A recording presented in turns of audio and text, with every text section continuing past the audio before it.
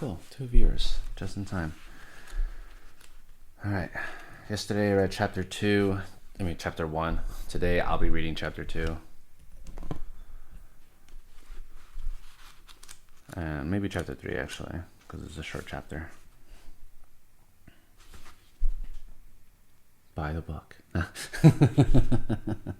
You don't have to, that's why I'm reading it. Sorry, I just thought it was a stupid joke. Okay.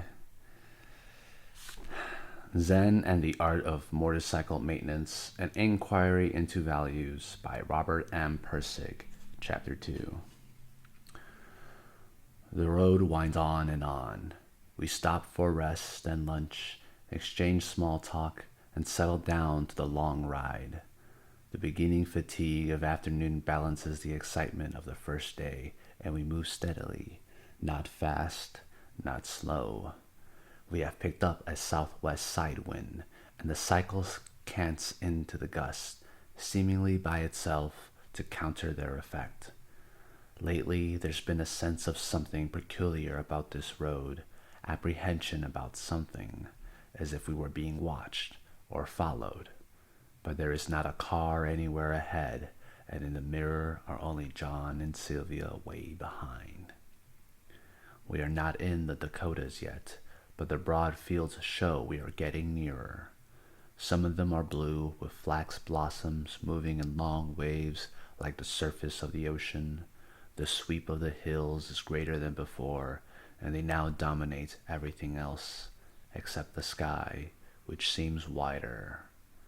Farmhouses in the distance are so small we can hardly see them. The land is beginning to open up. There is no one place or sharp line where the central plains end and the great plains begin.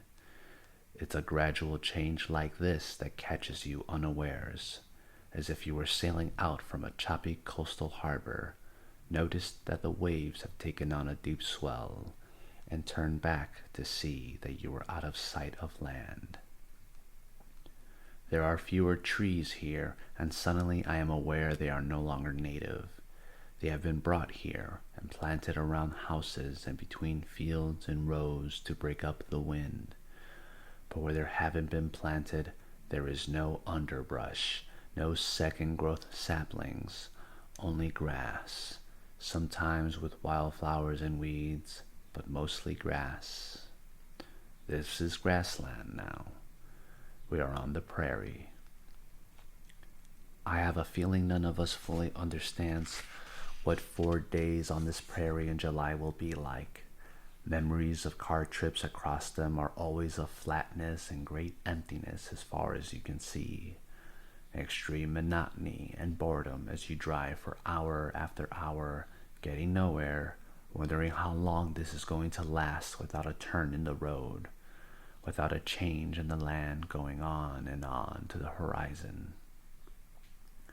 John was worried Sylvia would not be up to the discomfort of this, and planned to have her fly to Billings, Montana. But Sylvia and I both talked him out of it. I argued that physical discomfort is important only when the mood is wrong. Then you fasten on to whatever thing is uncomfortable and call that the cause. But if the mood is right, then physical discomfort doesn't mean much. And when thinking about Sylvia's moods and feelings, I couldn't see her complaining. Also, to arrive in the Rocky Mountains by plane would be to see them in one kind of context, as pretty scenery. But to arrive after days of hard travel across the prairies would be to see them in another way, as a goal, a promised land. If John and I and Chris arrive with this feeling, and Sylvia arrives seeing them as nice and pretty, there would be more disharmony among us than we would get from the heat and monotony of the Dakotas. Anyway, I like to talk to her, and I'm thinking of myself too. In my mind, when I look at these fields, I say to her, "See?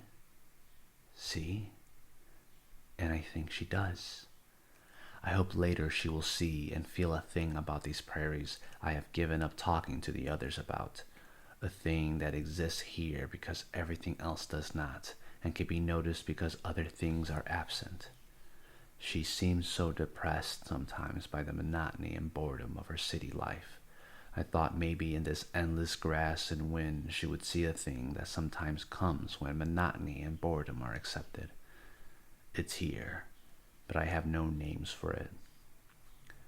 Now, on the horizon, I see something else I don't think the others see. Far off to the southwest, you could see it only from the top of this hill. The sky has a dark edge. Storm coming. That may be what has been bothering me. Deliberately shutting it out of mind, but knowing all along that with this humidity and wind, it was more than likely. It's too bad. On the first day, but as I said before, on a motorcycle, you're in the scene, not just watching it, and storms are definitely part of it. If it's just thunderheads or broken line squalls, you can try to ride around them, but this one isn't. That long, dark streak without any preceding cirrus clouds is a cold front. Cold fronts are violent, and when they are from the southwest, they are the most violent. Often they contain tornadoes. When they come, it's best to just hole up and let them pass over. They don't last long, and the cool air behind them makes good riding. Warm fronts are the worst. They can last for days.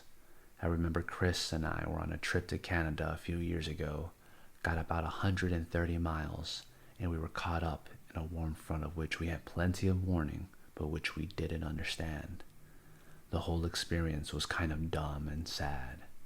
We were on a little 6.5 horsepower motorcycle, way overloaded with luggage and way underloaded with common sense. The machine could do only about 45 miles per hour wide open against a moderate headwind. It was no touring bike. We reached a large lake in the North Woods the first night and tented amid rainstorms that lasted all night long. I forgot to dig a trench around the tent, and about 2 a.m. a stream of water came in and soaked both sleeping bags. The next morning we were soggy and depressed and hadn't had much sleep, but I thought that if we were just got riding, the rain would let up after a while. No such luck. By 10 o'clock, the sky was so dark all the cars had their headlights on, and then it really came down. We were wearing the ponchos which had served as a tent the night before. Now they spread out like sails and slowed our speed to 30 miles an hour wide open. The water on the road became 2 inches deep. Lightning bolts came crashing down all around us. I remember a woman's face looking astonished at us from the window of a passing car, wondering what on earth we were doing on a motorcycle in this weather. I'm sure I couldn't have told her. The cycle slowed down to 25, then 20. Then it started missing, coughing and popping and sputtering until, barely moving at 5 or 6 miles an hour, we found an old run-down filling station by some cut-over timberland and pulled in.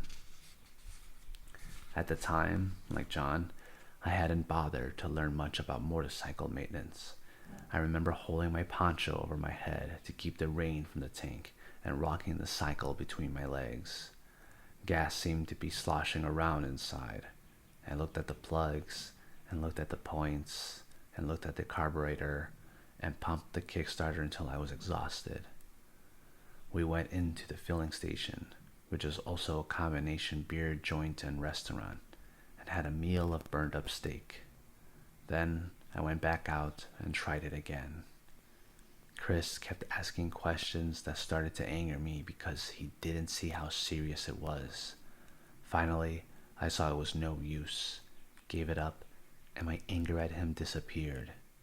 I explained to him as carefully as I could that it was all over. We weren't going anywhere by cycle on this vacation. Chris suggested things to do like check the gas, which I had done, and find a mechanic.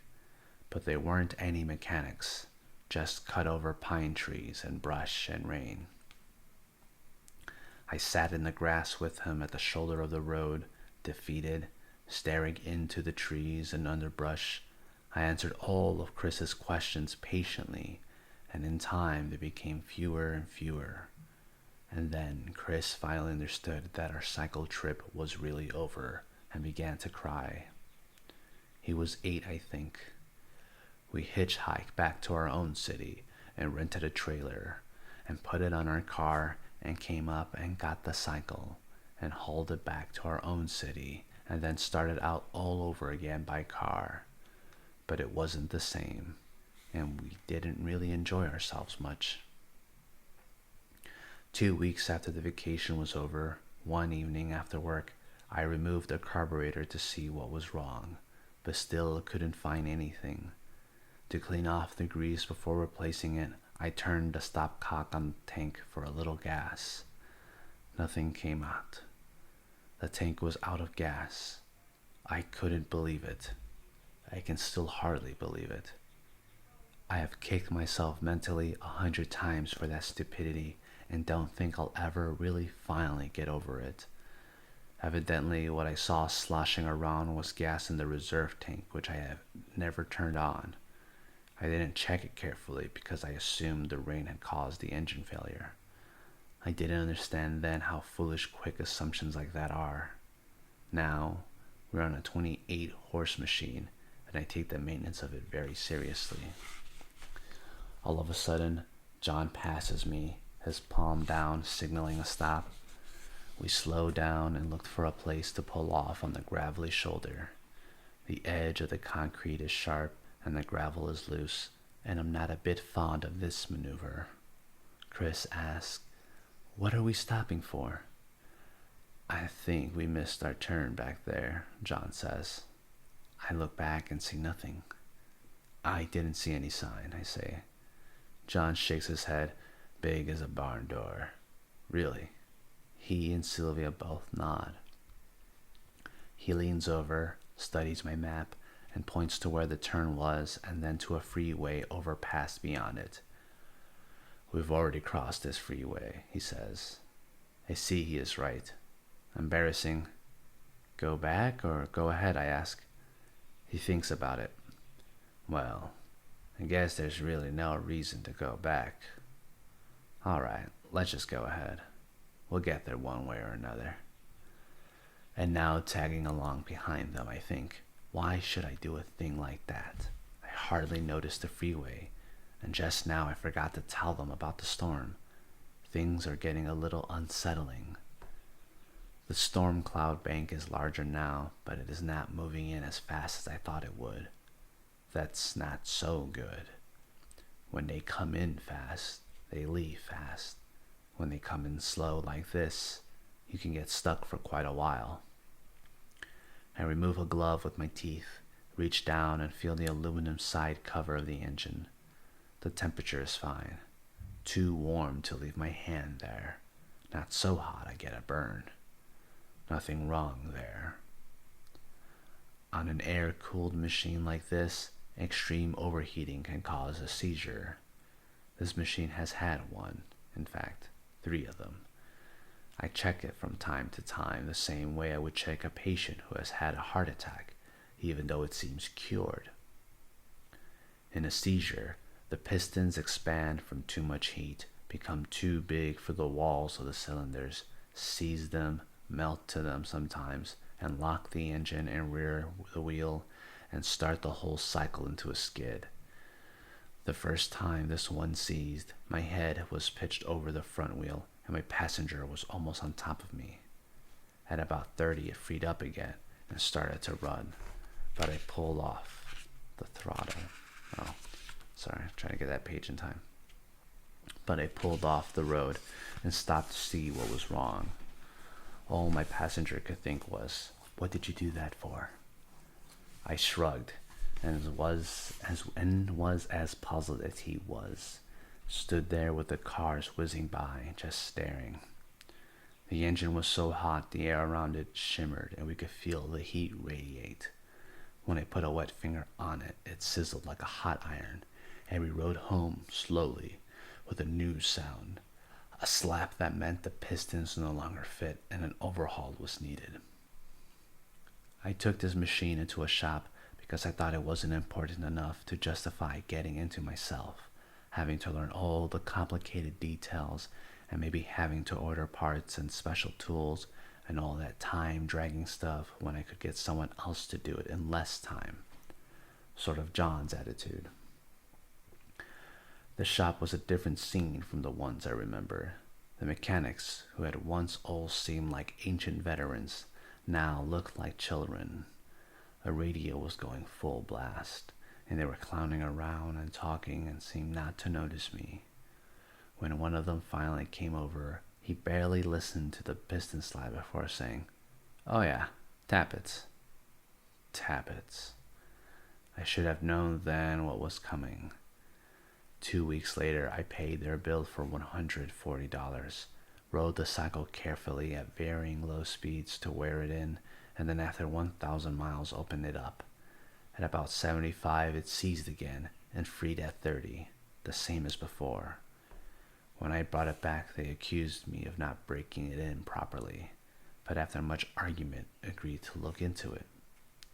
They overhauled it again, and this time took it out themselves for a high-speed road test. It seized on them this time. After the third overhaul 2 months later, they replaced the cylinders, put in an oversized main carburetor jets, retarded the timing to make it run as coolly as possible, and told me, "Don't run it fast." It was covered with grease and did not start. I found the plugs were disconnected, connected them, and started again, and now there really was a tappet noise. They hadn't adjusted them. I pointed this out, and the kid came with an open-end adjustable wrench set wrong and swiftly rounded both of the sheet aluminum tappet covers, ruining both of them. "I hope we got some more of those in stock," he said. I nodded. He brought out a hammer and a cold chisel and started to pound them loose. The chisel punched through the aluminum cover, and I could see he was pounding the chisel right into the engine head. On the next blow, he missed the chisel completely and struck the head with a hammer, breaking off a portion of 2 of the cooling fins. "Just stop," I said politely, feeling this was a bad dream. "Just give me some new covers, and I'll take it the way it is." I got out of there as fast as possible. Noisy tappets, shot tappet covers, greasy machine, down the road, and then felt a bad vibration at speeds over 20. At the curb, I discovered 2 of the 4 engine mounting bolts were missing, and a nut was missing from the third. The whole engine was hanging on by only 1 bolt. The overhead cam chain tensioner bolt was also missing, meaning it would have been hopeless to try to adjust the tappets anyway. Nightmare. The thought of John putting his BMW into the hands of one of those people is something I have never brought up with him. Maybe I should. I found the cause of the seizures a few weeks later, waiting to happen again. It was a little 25-cent pin in the internal oil delivery system that had been sheared and was preventing oil from reaching the head at high speeds. The question why comes back again and again, and has become a major reason for wanting to deliver this Chautauqua. Why did they butcher it so? These were not people running away from technology, like John and Sylvia. These were the technologists themselves. They sat down to do a job, and they performed it like chimpanzees. Nothing personal in it. There was no obvious reason for it, and I tried to think back into that shop, that nightmare place, to try to remember anything that could have been the cause. The radio was a clue. You can't really think hard about what you're doing and listen to the radio at the same time. Maybe they didn't see their job as having anything to do with hard thought, just wrench twiddling. If you can twiddle wrenches while listening to the radio, that's more enjoyable. Their speed was another clue. They were really sloping things around in a hurry and not looking where they slopped them. More money that way. If you don't stop to think that, it usually takes longer or comes out worse. But the biggest clues seemed to be their expressions. They were hard to explain. Good-natured, friendly, easygoing, and uninvolved. They were like spectators. You had the feeling they had just wandered in there themselves, and somebody had handed them a wrench. There was no identification with the job. No saying, I am a mechanic. At 5 p.m. or whenever their 8 hours were in, you knew they would cut it off and not have another thought about their work. They were already trying not to have any thoughts about their work on the job.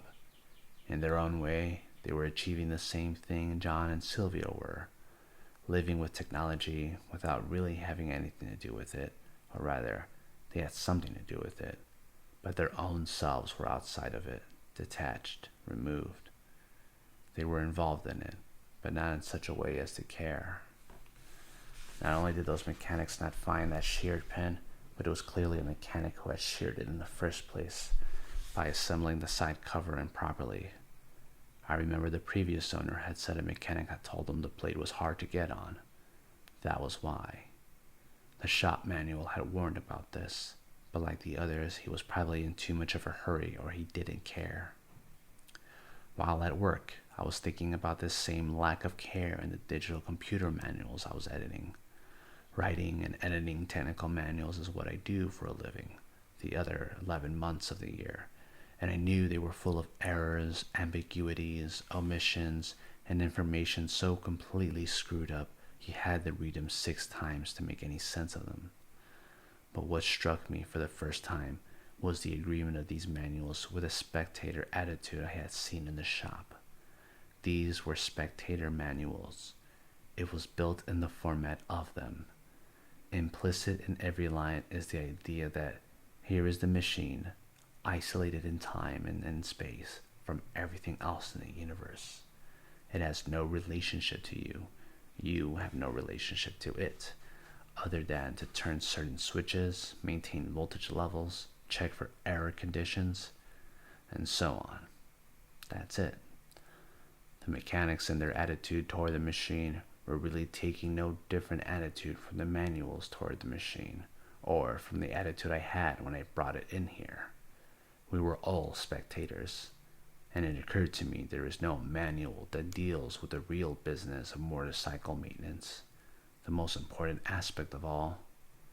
Caring about what you are doing is considered either unimportant or taken for granted. On this trip, I think we should notice it, explore it a little, to see if in that strange separation of what man is from what man does, we may have some clues as to what the hell has gone wrong in this 20th century. I don't want to hurry it. That itself is a poisonous 20th century attitude. When you want to hurry something, that means you no longer care about it and want to get on to other things. I just want to get at it slowly, but carefully and thoroughly, with the same attitude I remember was present just before I found that sheer pin. It was that attitude that found it, nothing else. I suddenly noticed the land here has flattened into a Euclidean plane, not a hill, not a bump anywhere. This means we have entered the Red River Valley. We will soon be into the Dakotas. And that's the end of chapter 2. Yeah, I'm considering the timing. Now it's 10:30 in the morning here in Chicago. I think maybe people probably do prefer it to be, 1, 2 o'clock in the afternoon when I did it. So I think maybe that's why I'll do it. The reading. So I think stop by again later. That's why I'm reading, because I don't know. Anyway, thank you guys. Hope you enjoy your morning. I'll catch you later at 2:30. All right, peace out.